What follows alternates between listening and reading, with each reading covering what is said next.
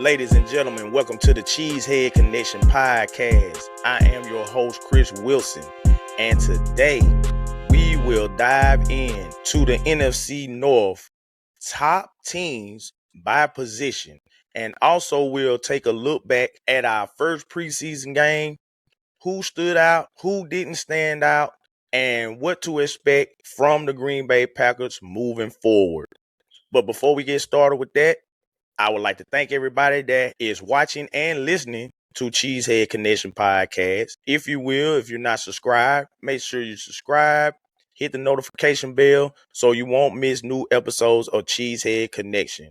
And also for those listening to this on Spotify, Apple Podcasts, and wherever else you get your podcast from, you can always make sure you're following the CheeseHead Connection podcast. But if you do not have time to listen to this podcast as soon as it comes out, no worries. Just hit the download button, save it for later, and whenever you got some spare time, make sure you listen to the episode. Now that we got that out the way, let's dive into our first topic. And I just wanted to look into the NFC North and just kind of compare us by position. So here we have the NFC North teams by position. And as you can see, quarterback, number one spot, Green Bay Packers with the 88 overall passing grade, followed by the 77.7, 75.4 for the Bears, 72.2 for the Vikings, which is Kyler Murray's grade. Quarterbacks get the nod. I ain't got no argument. You know, Bears fan gonna scream, Caleb the best in the North, but according to PFF, Jordan Love is. According to a lot of stuff, Jordan Love is. But let me move on because I don't want to get stuck on that. Running backs. Number one, Green Bay, 86.1, followed by Detroit with an 85.6. Detroit with an 81 overall grade, and the Vikings with a 74.4.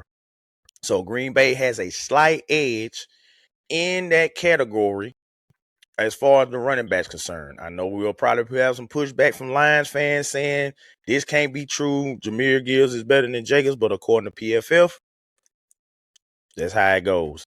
So the Packers do have the edge at running back, slight edge, 0.5%. You could really call it a wash if you want to. But as of right now, Green Bay has the edge at running backs. Wide receivers, we have the Lions with a 90.7 overall PFF grade. Packers come in at 86.7. Vikings come in at 80.5. And the Bears at 79.3. I know the Vikings fans might have some pushback and say, hey, what about us? Ain't no way we're the third best wide receiver group in the NFC North. Well, you got Justin Jefferson. He is that guy. I will give you that. He is that guy. But who else you got? I mean, you just picked up Juwan Jennings. That was a cool pickup. But your number two, I know we got Jordan Addison. He's a dog. You sure you're a dog? I don't think he's such a dog as you think. But that's neither here nor there. Moving on along to the tight end position. Here where things get a little interesting. Detroit with an 82. Chicago with an 81.1. Green Bay with a 78.1.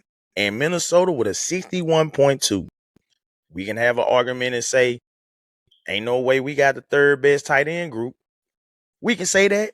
But if you take the overall group, honestly, I think, and I'm going to be all the way honest, as far as groups of tight ends go, your one and your two especially, I'm going to give that to the Chicago Bears. I am. I'm going to give it to the Chicago Bears only because they have Loveland and Kmet. They have Loveland and Kmet, which I feel like now Tucker Kraft is better than both of those guys by himself. But if you put Tuck and then we got Musgrave and Wiley, Loveland, Kmet, I don't even know who their third tight end is. It really don't matter because I think those two just takes out those other three because we see Musgrave has not been what we drafted him to be, and he's been hurt. And Wiley is good for what we need on this team. But, I mean, comparing him to Cole Kmet, I'm just gonna keep it real. I would give that 9 overall to the Bears. And then you got Sam Laporta. I mean, and who? So, and then Minnesota has Hawkinson, who has been battling injuries himself. So, I mean, overall, I'm giving it to the Bears. But if you're talking top tight ends only, it's us. Tucker Kraft is the best tight end in the NFC North. Tucker Kraft is a top 5 tight end. He's top 10. They got him at 6. But after it's all said and done, he gonna be top 5. And he ain't gonna be 5. I done said it before. But as of right now, this high 6, Detroit has the nod. We got offensive line. Bears, 72 pass block, 77 run block. Excuse me. Best in the division. These 2 and 3 are actually out of order. It should be the Vikings at 69 with a pass block and 67.7, number 2, and the Lions are number 3 at a 63 pass block and a 69 run block. And then we're down at the bottom, people. 62.1 pass blocking grade overall, 60.1 run blocking grade overall. This, and we all know. We all know, ladies and gentlemen, that this gotta get better.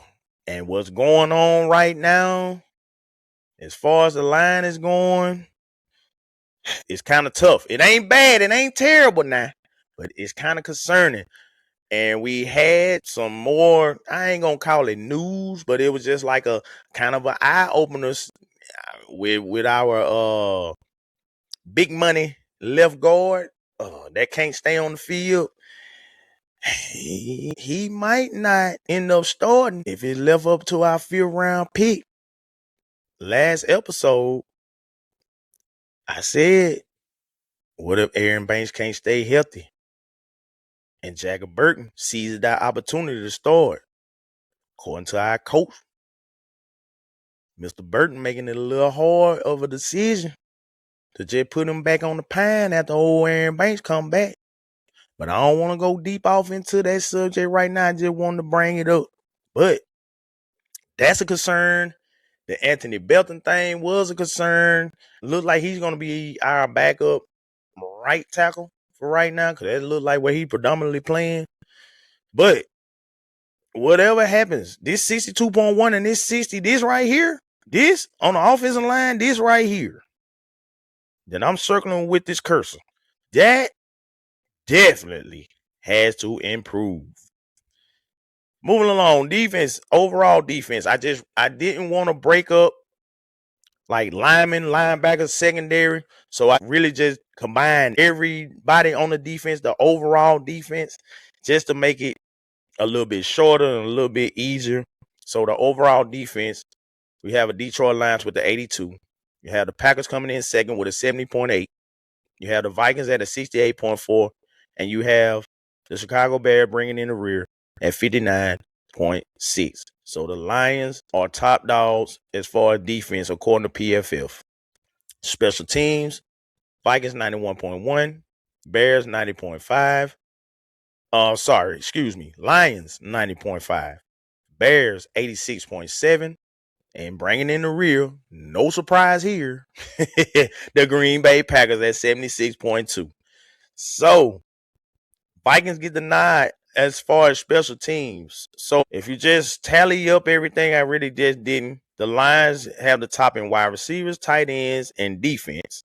The Bears have the top offensive line. The Packers have the top nod at quarterbacks and running backs. And the Vikings have the top nod at special teams. So just according to PFF, the best overall team with the most number 1 overall grades at the position is the Detroit Lions with 3, Packers with 2, and the Bears and the Vikings with 1. That is only according to PFF.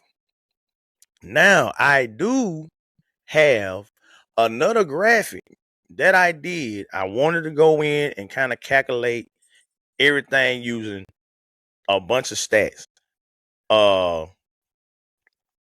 not just PFF. I really just wanted to kind of combine the PFF grades and just like your regular stats. You know what I mean? Just to kind of give it a balance. Because I know a lot of people, oh, PFF, it's not real, man. It's just a bunch of guys sitting in the room and they making up numbers and all that. And you got to go by the real stats, tell the real story and all that good stuff. So I said, okay, you know what? Let's break it in half. Let's do half PFF, advanced metrics, have regular old stats. Your touchdowns, your interceptions, your touchdown to interception ratios, and all that good stuff. So I want to show you how I broke it down first before we get to particulars. So this is the data source breakdown. This is all where all the data comes from, so it won't be no confusion. They took that from Pro Football Focus, the official NFL stats of the 25 season. You got some from Fox, you got some from ESPN, CBS, and Spot Track. All of these combined to make these scores that we're gonna talk about. PFF grade was 40%. Production stats like yards, touchdowns, sacks, interception, passer rate, and all that good stuff was 30%. That was the bulk of it. Advanced metrics like EPA per play, pressure rate, all that is only 15%. Depth and outlook was 10%, and the roster construction was 5%. So, and this told me what each position they use for each position, all the way down is a 0 to 100 scale, and this is the overall average of all the 9 position groups and how they came about. Those were the actual grades. They still had the lines coming in at first, second, third, and fourth. But I just wanted to show you that to show how I broke all this down based on the production, PFF grades, and the outlook all rolled into one. And this is what I came up with. Packers still had the best quarterback. Number 1, Packers. 2 Lions, 3 Bears, 4 Vikings. Didn't really change. Running back. Bears number 1. Packers number 2. Lions number 3. Vikings number 4. So the running back, when you add in PFL / regular NFL stats or total or 25 production, we'll call it 2025 production. It sounds a little bit more professional, I guess. So if you add in the 2025 overall production plus the PFF grades, the Bears have the best running back group, followed by the Packers at number 2, and the Lions dropped to number 3. Vikings still stay the same at number 4. Now, check this out. Wide receiver, Vikings. Here we go. Vikings number 1. Lions number 2. Packers number 3. Bears still bringing in the rear at number 4.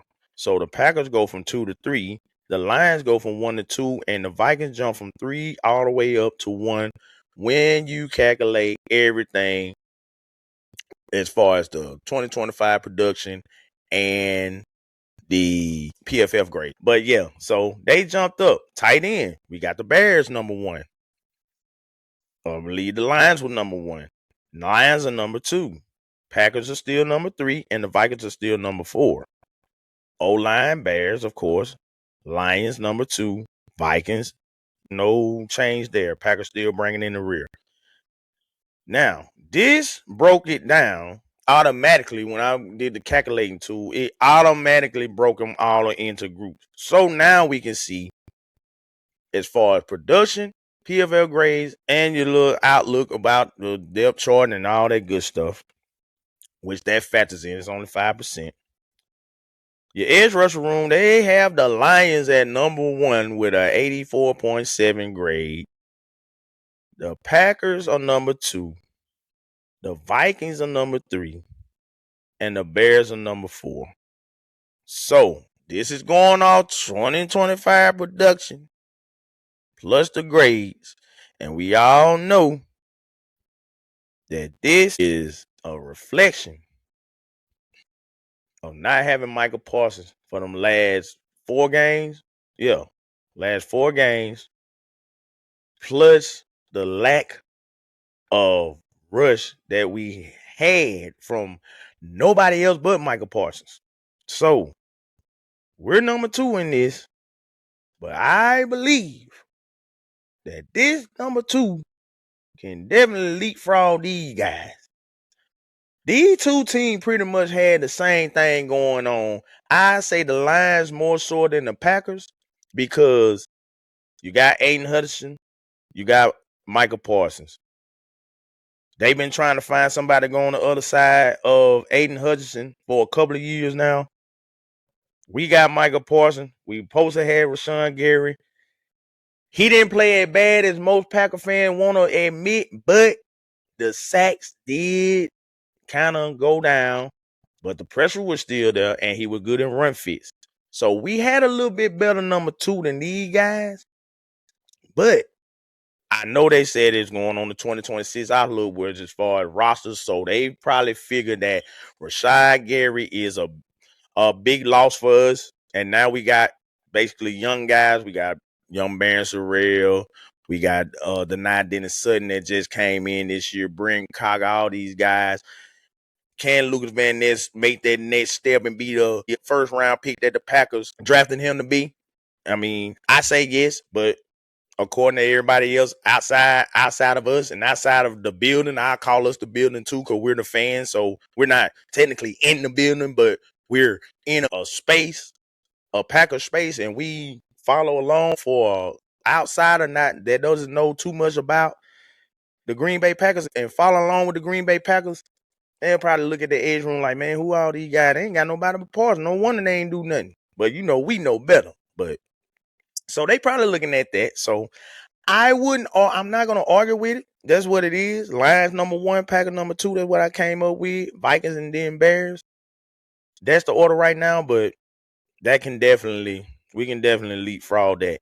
Definitely, that's easy to do. I believe that was the order that it was in as far as PFL grades, and now you add on the stats, so it really didn't too much change. Linebackers, they have the Bears at 79.6, the Packers at 77.5, the Lions 72.1, and then the Vikings at 66.5. Linebacker core, they lost Tremont Edmonds. We switched out Quay. I guess they calling Quay Walker a bigger loss than Tremont Edmonds, maybe. I'm not sure. I think our linebacker core is a little bit better than their linebacker core, but I mean, it's pretty much dead even. 79.6, 77.5. That's not too big of a jump. Lions coming in at 72.1. I mean, they gave the nod to the Bears, so I mean, I hold on to that. I don't agree with it, but that's what the calculation was. So the Bears get the nod at linebacker. Cornerback. I don't agree with this at all, but this is what got calculated. Bears, 83.5. You got the Vikings at 76.2. With the Packers at 76.2. So this is basically a tie. And then the Lions coming in at 67.8.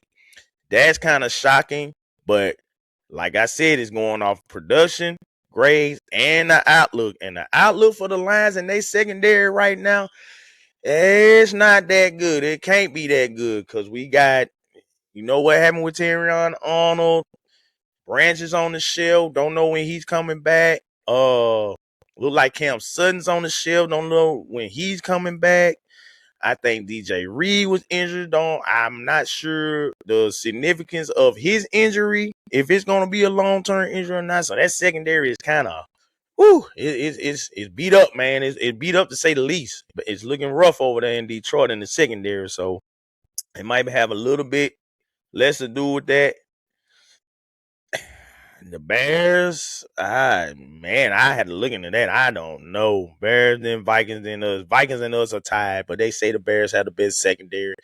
Honestly, the cornerback rooms in the NFC North, I can say mediocre at best for all 4 teams. I would have gave a nod to the Lions just overall as far as cornerbacks. were concerned, because probably had a better cornerback room. But this next one, I definitely don't agree with neither. But this is what it is. Safeties, Lions. I don't disagree too bad. I just feel like our safety duo is one of the best in the league. And I know a lot of people are high on the Cam Sutton, Brian Branch safety duo, but they're not better than McKinney and Williams, man. You got a top 3, and he ain't 3 safety in the league with an up and coming safety that's playing like a number 1 safety that he could very well this year have a Pro Bowl, All Pro type season. I'm just saying, don't sleep on Evan Williams, man. Evan Williams is that guy. And I'm telling you, and we already know X is that boy. Just like I said, top 3 in the league, and he ain't 3. But they got the Lions at number 1. And the overall NFC score, as you said, they basically averaged all the positional scores up in an average. And they got this overall average. 87.4 for the Lions. 86.1 for the Packers. 83.5 for the Vikings. And 82.3 for the Bears. 1, 2, 3, and 4. A lot of people have the Lions and the Packers jockeying for the division. Some people say the Bears going to repeat. Minnesota, haven't heard too much about Minnesota. Minnesota got to figure some things out just to be nice, man. And they got to figure them out at the quarterback position. Not only just the quarterback position, but that's the number one thing they need to figure out. They need to figure out their front office stuff too. But we'll just stick with the quarterback position that they definitely have to figure out. Can they get something with Kyler Murray? It's yet to be determined. If you really want to know my opinion on it, I say they can win. They can win 8 to 9 games. They can be 8, 9, 9, and 8. They can be an average ball club. Probably about the same thing they did this past season. I don't even know how they got the 9 and 8 this past season, but yeah, that's about all I expect from them. But as of right now, they got the Detroit Lions as the top dog according to PFF, and the top dog according to the PFF / the 2025 production and the outlook on the 2026 season. Like I said, a lot of that probably would change. We getting a lot of guys back. I feel like, especially with Tucker Craft coming back, we're going to have Watson, we're going to have Reed, we're going to have Tucker on the field for the first time in a long time. All our weapons. If and only if we can get this offensive line situation under control. And in our next segment, we're going to talk about one of those guys on the offensive line that impressed very, very well for the limited action. Don't want to get too over the moon about it because it was a preseason game, but we can get that under control, and a couple of guys can step up and step in like they need to. I mean, who knows? We get good offensive line play, man. The sky's the limit. That's the weakness on our offense, is our offensive line.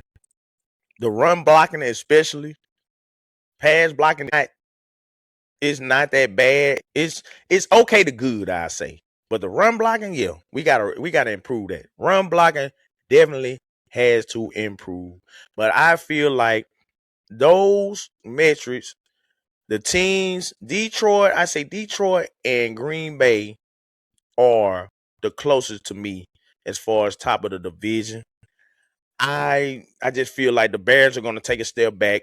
You won too many games on comebacks, and your defense relied on turnovers. You were turnover heavy. We know about that. We did it in 2024, had all the turnovers.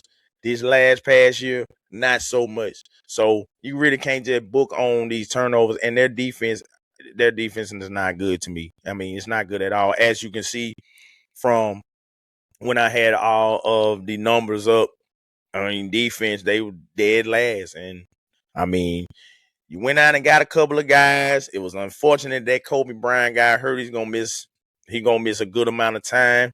So, I mean, you just went out and got that money. So now you really back to square one on that. Your corners ain't that good. And that's why I really said I did not agree with what that is. I don't feel like your corner's that good. Your so-called number one corner, he's not that good. Just like I can't talk that much. I ain't trying to throw that much shade, Bear fan, because y'all already know our number one cornerback ain't hitting on too much neither. But we might have a youngster coming on in that might change them things. But I think we'll be okay. The offensive line, we already know about the quarterback. Quarterback gonna do what he do. I already said it, and I'm calling it, and I'm saying it again. It's gonna be an MVP season for our quarterback. As long as all our pieces stay healthy, as far as the wide receiver room, the running back room, Josh Jacobs was banged up last year. A lot of people don't forgot about Josh Jacobs. Like I said, he's a top 10 quarterback, top 10 running back, but he ain't 10. So we got that going for us. All that on the offensive side of the ball. The defense, we're going to get into it about the defense on the preseason game as far as the non-starters. But our starters look like they cool. We got to figure out what we're going to do at corner. Once we figure out what we're going to do at corner and we can get that situated, we'll be A-okay. I think we'll be just fine. I don't too much disagree with the rankings. If you want to put the lines up there as number one, cool. I really just feel like that we will have more than enough to overtake the Lions. I think the Lions are going to have a tough time to first start off the season because of all the injuries and not having everybody back. Will they be able to withstand that is the question. We'll go ahead and take us a little break right here. And when we come back, we're going to dive into the week 1 preseason game at Pittsburgh and who turned some heads, who made a splash, and who might not be here in a couple of weeks when the cuts come. We'll take a break, and when we come back, we'll dive into that. We'll be right back.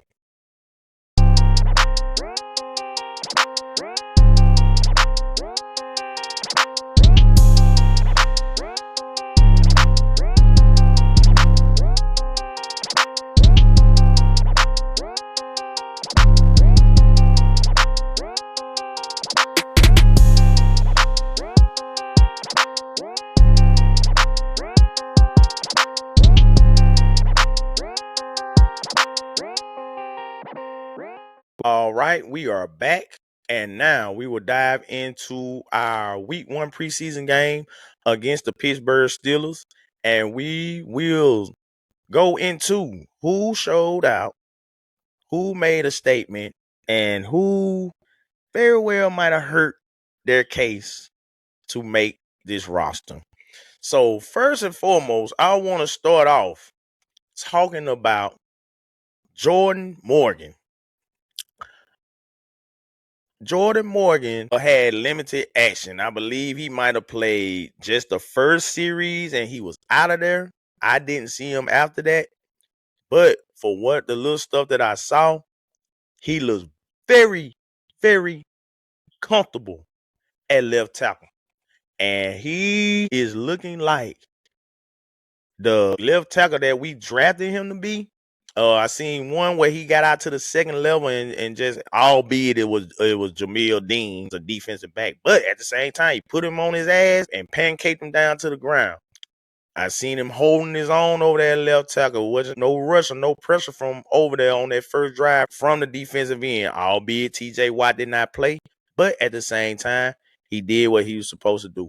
And PFF actually agreed that he played pretty good. Because Jordan Morgan's, albeit in limited action, but Jordan Morgan PFL grade was a 77.9 overall with a 72.9 run blocking grade. 72.9 run blocking grade. That's great. 72. Let's go. Let's keep that right there, sir, please. And a 84.9 pass blocking grade, albeit again in limited action. But that's a great sign. 77.9 overall. Of course, me and every other Packer fan all over the world would be ecstatic if Jordan Morgan could keep and maintain a 77.9 PFF grade. I know everybody will be ecstatic about that. And a 72.9 run blocking grade with an 84 pass blocking grade. I mean, hell, if all these can be 70, 70, 70, that'll be great. But yeah, Jordan Morgan, he's looking like the left tackle that we drafted him to be, and he's finally getting the opportunity to play at left tackle after being shuffled around at right guard and left guard and right guard and all this. He finally gets in his true position at left tackle, and he's looking really good so far. Hopefully he can continue that. I really am very confident that he can. Like, he looks very good. I know I said that was a question mark coming into the season of how Jordan Morgan could look at left tackle. But for right now, from what I'm seeing, yep, we got us a good left tackle, man. Another key player that had a really good grade was Jonathan Ford. He had an 80.6 overall. Jonathan Ford played a lot of football in this game. I think he played all the way deep into the fourth quarter. He looked pretty good. To me. From what I saw, his name got called a couple times for some tackles, but like as far as penalties or anything like that, no name called. And picking back on Jordan Morgan, that was another thing. We did not hear his name called. All night. So if you don't hear the offensive lineman name called, that's a good thing. Our second round pick, Brandon Cisse, he had a 69.6 overall grade, coverage grade of 68.8. Cisse, that is a very good grade.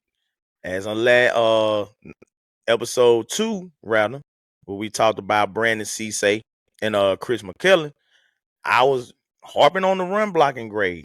But I did say, if you can keep that PFL grade between 65 and 70, be okay. First preseason game, I think he played a couple of series, if I'm not mistaken. I don't think he got took out on the very first series. I know it was a 3-9. I know Zaire Franklin only played those 3 plays, and that was it. I think Cisse came back in and played another series, if I'm not mistaken. I can't remember, but I think he did. But limited action, 69.6 PFL grade, a 68 coverage grade. Pretty good numbers, all of them above average. Keep it up, Mr. Cisse. Brandon Cisse, I think I'm going to call it, man, as of right now, because what we've been seeing in training camp so far and his preseason game, Brandon Cisse has been running with the ones, might as well say the whole training camp. It was that second day they came back, they put him with the tools for a little bit, and they ran with Nixon and Valentine, but for the most part, I know Valentine being injured, but I really feel like when Valentine comes back, Cisse is not going to move. Cisse has looked excellent in camp. He looked good in his preseason game. He looked like he didn't belong. He made a tackle down around the goal line to save a touchdown in this game. Hence what I was talking about, coming up, making a hit, putting a hat on somebody. He ain't scared to do that. He looks like he belongs in the NFL, and he looks like he's going to be our cornerback 1 for the foreseeable future. He looks like right now the best cornerback on this team. As of right now in camp, he looks like the best one. He does. And if he can come and put it all together and get that starting job and excel, I really think he's gonna start. I think he's penciled in. I think the competition now is between Benjamin St. Juste, Carrington Valentine, and Keyshawn Nixon for that other starting spot. But that's just me. That might be a little biased, because when we talk about losers, we're gonna talk about one in just a second. But these are the standouts here. Kyle McCord making a case for the practice squad quarterback, 12 for 16, 102 yards, overall PFF grade of 85.3. Kyle McCord looked real nice, especially at the end of the half, getting the Packers in field goal range for Trey Smack to bang through that 58-yarder. So I mean, he looked poised. He looked like he looked like a NFL quarterback. I was just like, okay, McCord looking really nice out here. Tyrod Taylor looked kind of shaky a little bit. I ain't gonna say that McCord. I know it's some people. I've been seeing a couple of people saying that McCord should be our backup. I don't want to pump brakes on that one.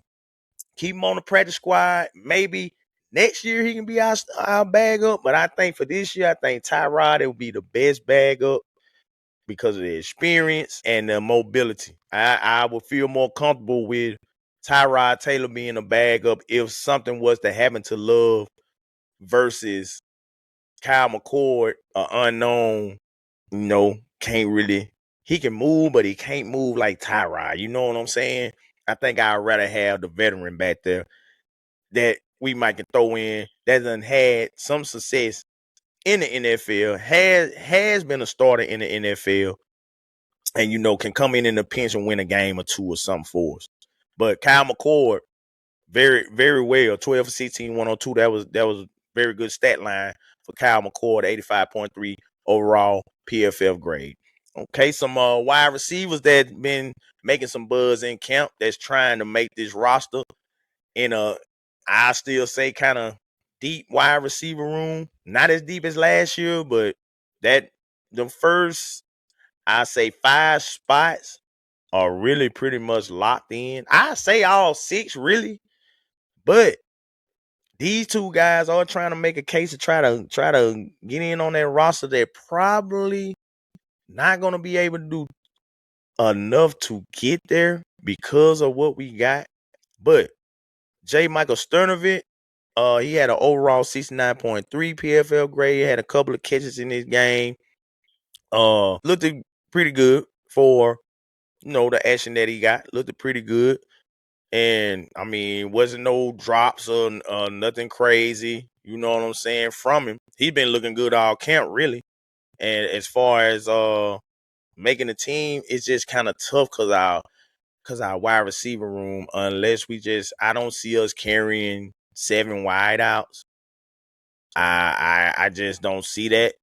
I know 6 is probably going to be the max that we carry. I just don't see us carrying 7 wideouts. Now, we carry 7 wideouts, but it still will be a hard decision between J. Michael Sternovich and Jalen Nair. But I just don't see us carrying but 6. And I don't think, as good as J. Michael Sternovich has been in camp, I just don't think he's going to be able to do enough to overtake Bo Melton or Sky Moore. I mean, a lot of people got Sky Moore over Bo Melton, and they got Bo Melton on the bubble. I got Bo Melton at 5 and Sky Moore at 6. But, I mean, either way, I don't see either one of those players not making this roster. And we bought Sky Moore in to be our kick and punt returner. And it looks like they're trying to get him in to play wide receiver also. So, I mean, I just don't know how they make it. But he is playing pretty decent ball, pretty good ball, J. Michael Sterling. And Jalen Nair. Jalen Nair had a 65.8 PFL grade in his action. Nair looked good in the preseason game. Both of these guys looking good, but like I said, that wide receiver room is tough, man. It's tough. Will Shepard was okay too.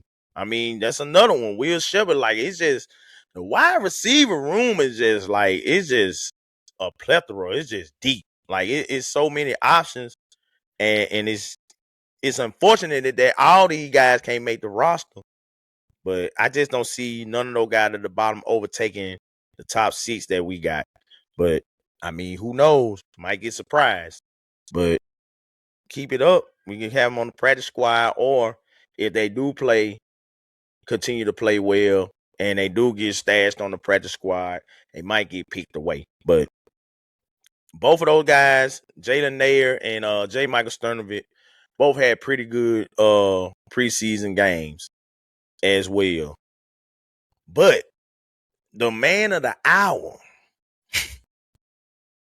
the man that impressed me and probably every other Packer fan all over the land is my kicker, Mr. Trey Schmiggity Diggity Smack. Trey Smack, 4 field goals. 4 of them. I know one of them got took out the board because of the penalty. I'm counting it. 4 for 4 on field goals. 1 from 37, 1 from 38, and 2 from 58 yards. First 58-yarder, that was the one that the penalty got called and gave the Packers a first down. He drilled it straight down the pipe. Looked like it could have been good for about 65 yards. I was like, dang, it hit the net. It hit the net in the back. I'm like, oh, okay. Smack, you here. You back. You went back to Gameville. Okay. Hit that one. Got the penalty, got another chance, 37-yarder, straight down the pipe. Right before half, 58-yarder. Right before halftime. I think that one was the most significant one to me because it kind of was like, I ain't going to say like a high-pressure situation, but it kind of was because, you got 46 seconds. Okay, McCoy, boom, got you in field goal range. All right, now you got to go out here. That could have been, let's just say it wouldn't have been at halftime. Let's just say that would have been an in-game situation or something. Or that could have been in a pivotal game. Those 3 points at halftime probably could have been the difference between a win and a loss. You know what I'm saying? If you make that field goal at the half, it might be a 10-point swing or something, or either a 6 or 10-point swing. If you can get the field goal before halftime, and maybe you getting the ball back in the third quarter, and then you go down and score a touchdown, you got a 10-point swing versus, you know what I'm saying, missing the field goal or whatever. I think it was just a good situation for him to be in, basically, because it was like at the end of the half, okay, we're trying to get these points, 58-yard field goal type deal, 2-minute drill type deal. Let's go out there and drill it straight down the pipe. Now, I know that his misses, that they've been saying his misses have been pulling towards the right. And I will say, I ain't trying to, let me be clear. I am ecstatic. I think that practice is probably the time where Trey probably, try a little something here. Hey man, okay, we got the trajectory, try to kick it straight ahead instead of kicking at an arch or whatever. And you get the trying stuff, you get to miss it sometime. I think when he got in that game, he just went back to, okay, game time, game mode. Let me go ahead and do what I need to do. But I will say that most of them kicks was from the left hash, and it did seem like his trajectory goes right. So I kind of see what they saying when he be missing the right. And I think if he would have been on the right hash mark or closer toward the right side, one might have missed. Maybe that 38-yard or the one that kind of carried just a little bit toward the right. But I don't want to be nitpicky like that. Man gave 4 field goals, 4 for 4 in a game. I think we're going to be all right. You know what I'm saying? I think he's going to get that issue taken care of as far as the ball drifting to the right. You know what I'm saying? It's one way. It ain't like he missing to the right, then missing to the left, then missing short or whatever. It's just to the right. So I think that's a little, minor little tweak in how you project the ball. And you know what I'm saying? I think he'll be all right with that. But him banging all those field goals in, he definitely is the one I'm most impressed with, because you know how it's been with these kickers, man. You know how it's been with these kickers. And to see this kicker come out and hit 4 field goals after having an up and down count in an actual game, it kind of, I ain't gonna say it kind of give you all the relief and like, oh, okay, yeah, man. But you can kind of relax and say, okay, he might not make all these things in practice. 20 for 28 in count, but in a game, he 4 for 4 as of right now. Let's see. Maybe he a gamer. You know what I'm saying? Give you a little hope and give you a little side. You can kind of, okay, let me calm down a little. Let me just let this play out instead of just freaking out like, oh my God, here we go again. We ain't got no kicker. You know what I'm saying? We ain't got a kicker. Oh my God. You know how we freaking out. So we ain't had kicker problems since Mason left here. I ain't gonna hold you. We got a little relief of Mac Manus, and then we turn right back around, and Mac Manus end up wetting the bed. And now we in this situation with another rookie kicker. Last rookie kicker we had, Anders Carson, was not that good. But this game right here, and he could very well come out in the next game and miss all the kicks. Let me knock on wood on that one, because I don't want that to happen. But as far as this game going, and far as right now, we can breathe easy right now, because it look like we might have us a kicker here. Just continue to improve on that. Continue to make your kicks when it count. Now, before I leave, I need to talk about one person that disappointed. I ain't even gonna stay on it long, because we already know who it is. I ain't even gonna stay on it long. I'm just gonna go ahead and go on and put him on blast. Keyshawn Nixon. I'm gonna keep it light, because this is CheeseHead Connection podcast. This ain't unhinged, so I ain't gonna go all the way out the rail with it. Keyshawn Nixon. I ain't even supposed to be saying your name, but I'm gonna say your name right now, because I need you to hear me, bro. You ain't gonna listen to this, but I'm gonna act like you listening to this, and I'm gonna talk to you anyway. So let me talk to you. I know you ain't gonna listen to this. I'm just old country boy down here in old Alabama, talking a little pack of football on the podcast. They're having a little fun. But look, Keyshawn. Let me lean in. Come, lean in to me. Come close. I don't want nobody else to hear this. Look, Keyshawn, you are not like that, bro. You cannot be out here lackadaisical, lollygagging around like you got a job that you can't lose. Keyshawn, we got a young boy. We got a young bull in Brandon Cisse, and he looking real nice. Keyshawn, we did go get Benjamin St. Juice in free agency. He looks good too. Keyshawn, your teammate Carrington Valentine, I don't think when he come back, I don't think he gonna just lay down and lose his job. So if Cisse getting one side, I think he gonna go ahead and try to do something on his other side. Keyshawn, why you out here acting like you got a CB1 job and you locked in and you ain't fighting for no job? Keyshawn, I need you to listen to me, Keyshawn. I'm trying to be nice to you now. The fan base don't like you. I don't too much care for you neither, but I'm going to try to help you out here. Keyshawn, you are not like that, sir. I'm sorry for yelling, because wasn't nobody supposed to hear that. But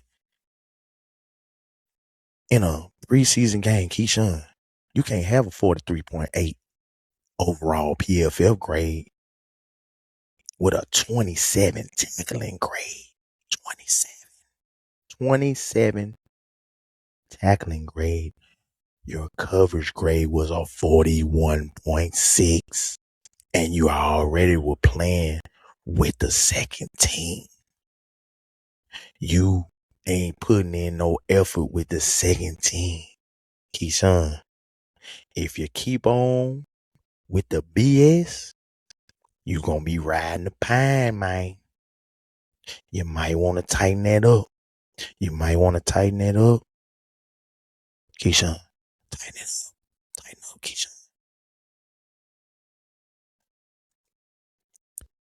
If you keep going like this, Keyshawn, you about to lose your job. You about to lose your job. Because you out there ain't doing nothing. You're going to lose your job, bro. Hey, look. Keyshawn Nixon had a 43.8 overall grade. He had a 60.3 run block grade. He had a 41.6 cover grade with a 27 tackling grade. You are supposed to be the CB, so-called self-proclaimed. You the self-proclaimed, because ain't nobody.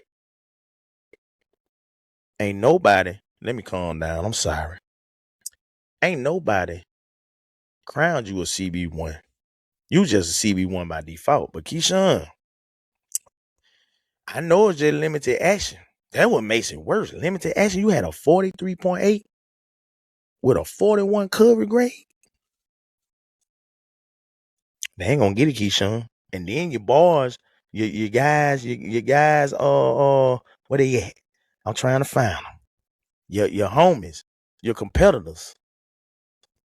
Brandon Cisse had a 69.9, and we went over earlier with a 68 cover grade.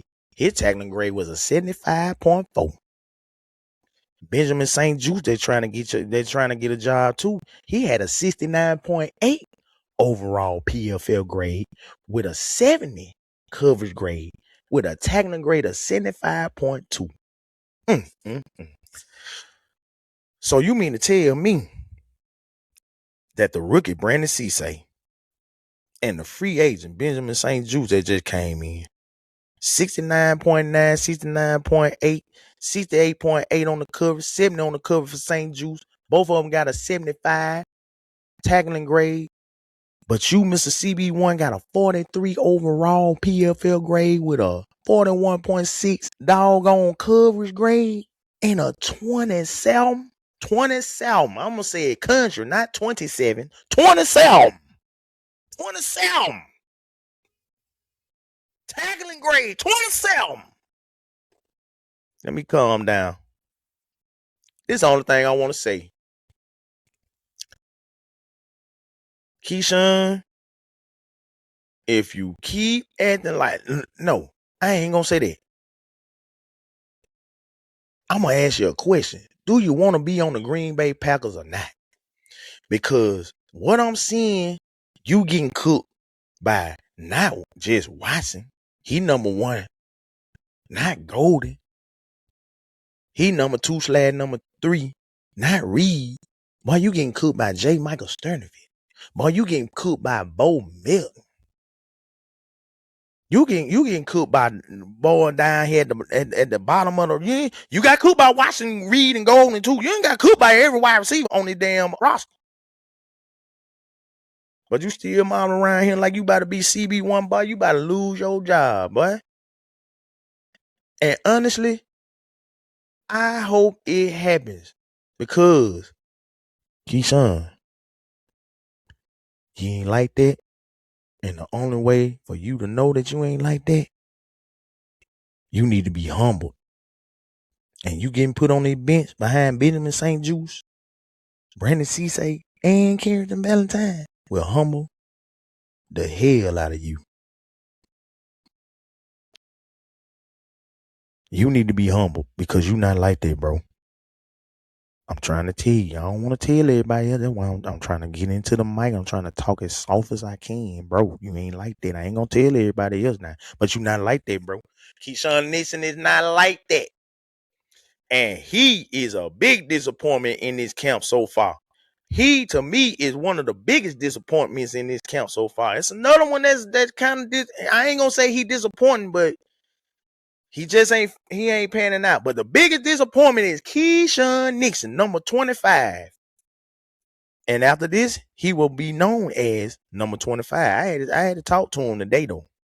Because, man, boy, you going to lose your job, boy. You have another performance like that, and you ain't giving out no effort. You heard what your secondary coach said. They asked about what you think about Keyshawn. This is a cornerback competition. This is a competition. He let it be known. It's a competition. The coach is telling you it's a competition. The defense coordinator telling you it's a competition. But you, Mr. 25, still acting like this ain't no competition. Like you got this in the bag, son. No, bro. You ain't got nothing in the bag. You might want to tighten up. because you're gonna mess around and be on the bench, man. Looking crazy, man. You're gonna be looking crazy. And you ain't gonna be starting nothing. Because as of right now, to be honest, you don't need to start.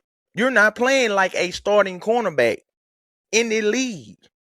You out there with the 2s and the 3s, and you out here missing tackles and all types of stuff, not giving out no effort. Where they do that at? Bro, tighten up, sir. Keyshawn Nixon, please tighten up if you want to keep your job. If you don't tighten up, you're going to lose your job. And on that note, before I go any further, I'm going to go ahead and end that thing right there. This concludes the episode of the CheeseHead Connection podcast. I want to thank everybody that is listening to the sound of my voice and looking at my handsome or not so handsome face. Don't worry. Sometimes I feel like I'm ugly too. Thank you for everybody that's watching, listening on Spotify. Y'all please spread the word. Be on the lookout for another episode of the CheeseHead Connection podcast. And be on the lookout for CheeseHead Connection Unhinged. That episode will be out very, very soon. Until next time, it's me, myself, and I, Chris Wilson, signing out. Go Pack Go, and I'll talk to y'all next time.